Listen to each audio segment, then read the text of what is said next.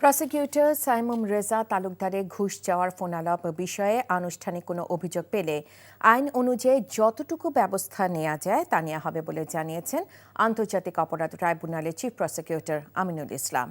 দুপুরে প্রসিকিউটরদের সাথে জরুরি বৈঠক শেষে কথা বলেন তিনি। আনুষ্ঠানিক অভিযোগ না পেলেও এ বিষয়ে আভ্যন্তরীণ তদন্ত করা হবে বলে জানান চিফ প্রসিকিউটর। তামজিদ সুমনের রিপোর্ট। জুলাই আন্দোলনের সময় চট্টগ্রামে শহীদ ওয়াসিম আকরাম হত্যা মামলার অন্যতম প্রধান আসামি সাবেক এমপি ফজলে করিম চৌধুরীকে মামলা থেকে অব্যাহতি দিতে ১ কোটি টাকা ঘুষ চান প্রসিকিউটর সাইমুম রেজা তালুকদার। বিষয়টি সোমবার গণমাধ্যমে প্রচারের পর আলোচনার জন্ম হয়।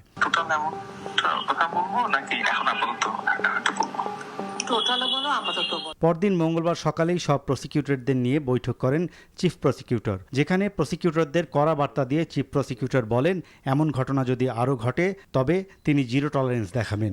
পরে আনুষ্ঠানিক সংবাদ সম্মেলনে চিফ প্রসিকিউটর বলেন ঘুষ গ্রহণের সংবাদ তাকে ব্যথিত করেছে। ২-৩ দিন আগেই পদত্যাগ করেছিলেন ঘুষ চাওয়া প্রসিকিউটর সাইমুম। তার সকল ফাইল নথি হেফাজতে নেওয়া হয়েছে বলেও জানান তিনি।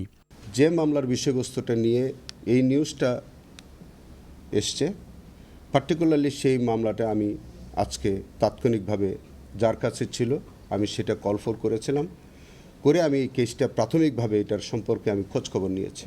গতকালকে থেকে তিনি আর আমাদের প্রসিকিউশন টিমের সদস্য নন।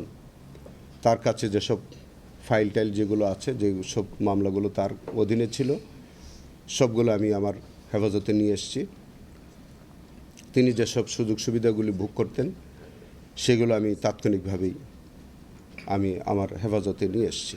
চিফ প্রসিকিউটর হুঁশিয়ারি দিয়ে বলেন তার সময়ে কারো বিরুদ্ধে বিন্দুমাত্র অভিযোগ উঠলে তাকে ছাড় দেওয়া হবে না।